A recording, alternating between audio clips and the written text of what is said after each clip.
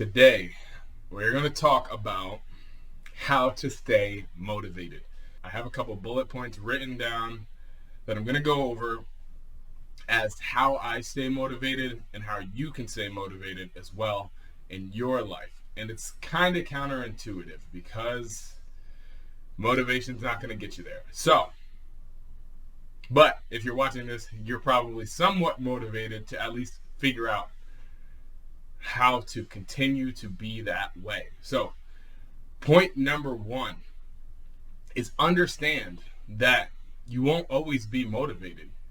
There are times 10 years into this that I don't feel like going to the gym. There are times that I don't feel like doing anything, walking my 10,000 steps, doing the things that have gotten me here and the things that have kept me here, right? There's times where I don't feel like going to work. There's times where I don't feel like saving my money. There's times where I don't feel like investing. There's times always that you're just not motivated. So start with that in mind. Understand that you're just not always going to be motivated.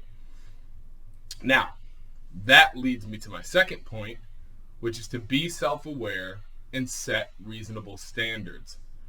Why is this so important? Because a lot of people, when they're motivated, they're up here, right? I could run through a wall right now, but you can't run through a wall every single day. You just can't. It's going to be too fatiguing. And if you're struggling to stay motivated, you're not going to have that level of motivation all the time. So being self-aware and understanding that you have your highs and lows will allow you to set some semblance of a reasonable standard. Perfect example is this YouTube channel for me. This is a new habit for me. This is something that I want to form. This is something I want to do regularly. Yeah, I could say, my favorite YouTuber does Monday, Wednesday, Friday uploads religiously. But for me right now, I realized that my level and where I'm at with my level of discipline, skill, everything involved with this, I can commit to once a week. So I can do it on a Sunday, a day when I have nothing else to do. I can sit down, film this video, edit this video, upload this video, all that stuff, and I am good on that. Later, a year down the road, or if I hire people or something like that, if I get better, my capacity is going to expand. But be self-aware and know exactly where you're at. That way you can set a goal that you can actually attain. And this isn't to say to set a limited goal. Even this right now for me is a stretch goal. You always want to stretch yourself a little bit. Stretch yourself like 10%. I wouldn't say, a lot of people are trying to stretch themselves 90% or 100%. They're trying to say, I'm going to go from sitting on the couch to working out twice a day, eating perfectly, and all that. It's not going to happen.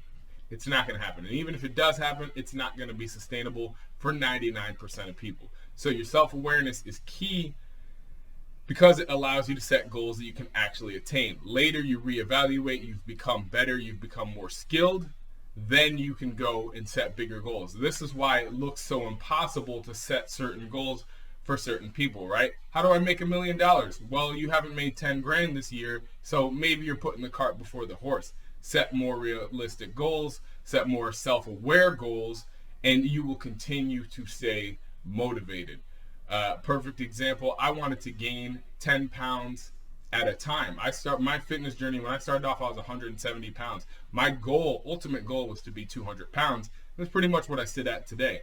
But the point is, I took it step by step by step. I got to 180, I got to 185, 190, and I got stuck there, right? So I had gotten like this far. I'd gotten pretty much halfway to my goal, was to gain 20 pounds. I'd gotten halfway to my goal, and I was stuck. I was limited in my skill. I didn't have any more ability, and at that point I hired a trainer, and basically the long and short of it was he told me to eat more. So I stuffed my face. Like, it was disgusting. But the point is you're going to get to a point where you may get stuck, where you may need to reevaluate, where you may need to be self-aware enough. See, I was aware enough to say, hey, me doing my research on my own at this point isn't cutting it anymore. I need the advice of someone who's done it. I need the advice of someone who's been there in order to get me to my goal.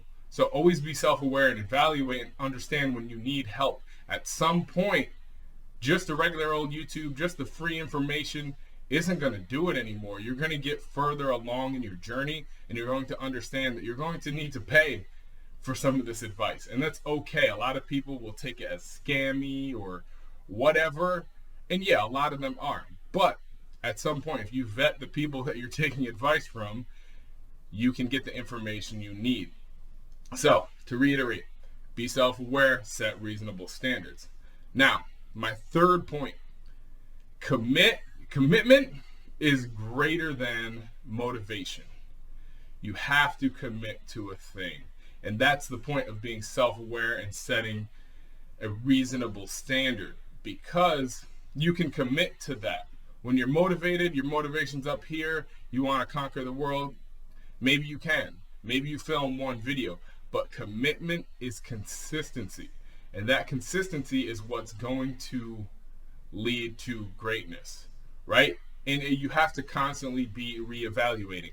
Last week, my last video, probably it blew up way better than any of my other videos. I have videos with 11 views. I have videos with 20 views. You know, this last video got like 500, almost 600 views at this time. And why is that? The subject matter mattered, right? So by me being consistent of posting every Sunday, I'm starting to find stuff out. And this happened in my fitness journey, right? Where I was like, ooh, this workout felt really good. Oh, I realized I drank a lot of water today. Or, oh, I ate 2 hours before this. Or I ate this certain thing. Or something like that. You have to constantly be reevaluating. So even with this videos, I'm like, what caused that video to blow up the way it did, unlike the rest of my videos? And what I'm thinking now is it's practical. Everybody wants to know what to do with their money when they get paid, right? Another thing that people want to know is how to stay motivated. So I'm starting to think from the perspective of what do people want to see rather than what do I want to talk about. And that's the point, right? When you stay consistent, you can start to evaluate why things happen. It's not always you. And that's the same thing with the gym and everything. Not every workout's going to be good. Not every one of my videos is going to blow up. But if I'm consistent, I can start to see trends. I can start to see why certain things go certain ways. And an audience would come to expect something from me. So, commitment is always better than motivation. So if you set some sort of realistic goal you can actually commit to, it's going to get you further than if you just go when you're motivated, you go gung-ho. Trying to work out in the gym 4 hours at a time when you're super motivated on Monday and you can't move on Tuesday is worse than setting 1 hour on Monday, Tuesday, Wednesday, and Thursday. That's more consistency. That's going to yield you more results. So do the consistent thing, do the thing that you're able to commit to rather than what you're motivated to do.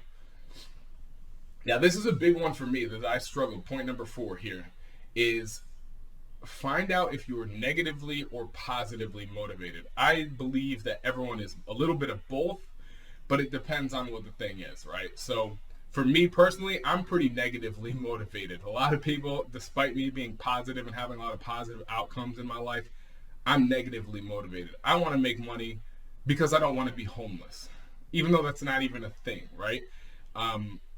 Not a thing for me. I'm not really going to be homeless. It's not really going to be that extreme. But those negative things motivate me, right? I want to look better, work out, whatever, because I don't want to look like shit. I don't want to feel like shit. I don't want to I don't want to feel bad. So I'm pretty negatively motivated, but I realize that has its limits, right? You can't constantly beat yourself up. You can't beat yourself down. You can't do this, but some things are negatively motivated, and some people don't want to talk about this. Maybe you don't want to be fat anymore. You know, maybe you don't want to have girls look at you in disgust anymore. Maybe you don't want all these bad negative things, and that's okay. You have to be aware that things suck for a reason. That's feedback from the world telling you that, hey, it's feedback telling you to improve. So sometimes negative motivation is good. It becomes bad when you beat yourself up and you internalize these things and you think that because you're fat, you're a worse person. You're not a worse person, you're just not doing the things you need to get the outcome you want, right? Just because you don't make the amount of money you'd like to make doesn't mean you're a worse person. It just means you're not doing the right things. So find out if you're negatively or positively motivated because this is going to help determine what drives you. Some people say, hey, I want to make $1 million. I want to have this nice car. I want to whatever. I want to do these big things in my life. And sometimes that's not enough. Sometimes we are very negatively motivated, right? Living organisms move away from pain, move away from hurt. This is why we live in a society. This is why we removed ourselves from nature, because it sucks to have to go and forage for food all the time. It sucks to have to worry about lions eating you all the time. That is negative motivation allowed us to build this great society that we have. So negative motivation is not always bad. But there are people who are positively motivated who say, hey, I want to build the tallest building in the world. Why? What's the point? There's no negative motivation there, really. They just want to do something great. So it's like an ebb and flow. There's a balance of negative and positive, where you have to understand what's motivating you, why it is motivating you, and set those goals around it. So to wrap it up, understand you always won't be motivated. Be self-aware, set reasonable goals. So commitment is greater than motivation, and figure out if you're negatively or positively motivated. All those things combined with each other, you're going to have to sit down with yourself. I would like you to evaluate times in your life where you've been successful, times in your life where you failed at things you wanted to be successful at. What happened there? Evaluate that. Why did these things happen? Or why do these things keep happening in my life, right? Why am I always broke? Why am I always in shitty relationships? Why am I always XYZ? Insert your current problem and start to evaluate and try and stay neutral. Try not to beat yourself up. Why do I always eat this shitty food? Well, I felt shitty that day because this person yelled at me, or whatever. Go to the root cause and see if you can address the root cause, because that's really what's killing your motivation. Why are you not going to the gym? I'm going to say a fifth point. I don't even have this written down. Make it as easy as possible to adhere to your goal. If your goal is to lose weight or is to eat right, get rid of all the junk food in your house. So at least if you want to fail at your goal, you have to leave your house. You have to make a conscious effort to fail at your goal, right? It's pretty hard for me to make an excuse to not film a video right now. All I have to do is click record. It's easy, right? So making things easier for yourself is going to allow you to hit those goals. If you don't feel like going to the gym, make a gym in your garage or get some home equipment. Whatever your excuses are, start to eliminate those. Start to make it impossible to make excuses for yourself. And I mean, obviously, a person who doesn't want to do something is always going to have an excuse, but that's not why you're here. That's not why you're watching this video, and that's not why you got this far in this video, right? If you're actually to the end, if you're not like 50% of people who cut this off after 1 minute, understand that you're already in the top percentage of people who are actually paying attention, who are actually trying to get better, instead of just saying how to be motivated. Oh, this guy's not interesting enough. His mic sucks. His camera sucks. I don't like what he's saying. They're not even hearing it out.